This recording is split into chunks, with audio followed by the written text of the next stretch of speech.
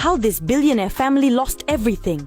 The Vanderbilt story began in the 19th century thanks to one man, Cornelius Vanderbilt. He was born in New York to a humble farming family from the Netherlands. Cornelius left school at the age of 11 and began helping his father in the family business, which transported passengers by boat between Staten Island and Manhattan. Legend has it that at 16 he borrowed $100 from his mother to buy a small sailboat, and that by the end of the first year his small business already had 3 ships. At 19 he married his first cousin, Sophia Johnson, and together they had 13 children. With a knack for business, he caught the attention of a politician who hired him as captain of one of his steamboats. With the money he earned, he gradually built up his own commercial fleet, which at its peak exceeded the number of ships owned by the US Army. Cornelius Vanderbilt began to make a name for himself and was even nicknamed El Commodore. But his ambition did not stop there. In the 1850s, he quickly realized the importance of railways for the economic expansion of the United States and sold his entire shipping fleet to launch a railway business at the age of 60. He invested in the construction of train lines connecting the country's major cities and eventually controlled companies such as the New York Central Railroad.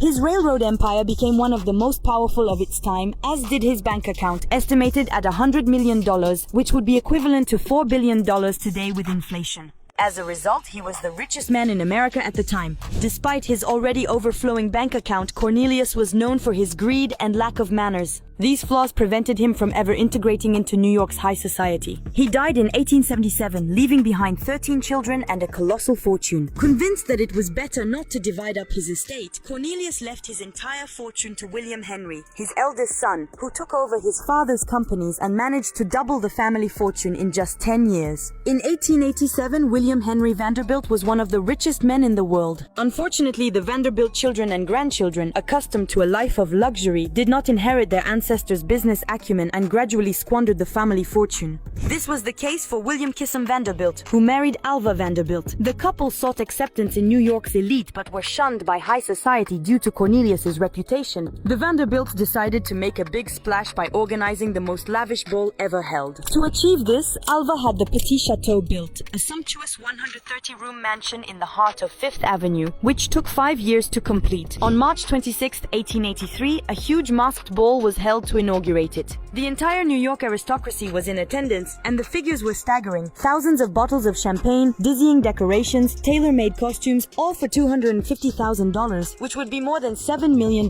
today. The party ended at 7 a.m., and overnight the Vanderbilts became the most popular figures among New York's elite, surpassing even Caroline Schermerhorn Astor, who reigned over New York's social scene at the time. This thirst for recognition would gradually be shared by all the Vanderbilt descendants. Unlike other families of the time, such as the Rockefellers and Carnegies, the Vanderbilts did not take care to reinvest their money in sustainable businesses. From the 1920s onwards, the family fortune began to erode considerably. The stock market crash of 1929 and the Great Depression ruined a large part of the Vanderbilts' investments. However, one member of the family managed to restore the dynasty's name. Gloria Vanderbilt, Cornelius's great-great-granddaughter, who had a difficult childhood and was nicknamed the poor little rich girl by the media, launched a denim collection in the 1970s. Vanderbilt jeans became cult items and sold by the thousands. Gloria moved in high society circles and became an icon of free and independent women. But behind the scenes, her personal life was filled with tragedies. She married 4 times. Her first husband was a violent man who beat her regularly, and her 4th husband, writer Wyatt Emery Cooper, died during open heart surgery. Then, in 1988, her son Carter jumped to his death from the 14th floor of their family apartment in Manhattan. He was 23 years old. Consumed by grief, she entrusted the reins of her fortune to her lawyer, who joined forces with her psychiatrist, and together they stripped her of her brand and ruined her. Today, despite their lost fortune, the cultural legacy of the Vanderbilts remains strong. The Biltmore House remains open to visitors. The Whitney Museum of Art is among the most famous in the US, and shows like Downton Abbey and Gossip Girl often reference this extraordinary family. Cornelius Vanderbilt, whose statue stands in New York's Grand Central Station, is said to have uttered words on his deathbed that still resonate today as a prophecy. Any fool can make a fortune, but it takes a wise man to keep it.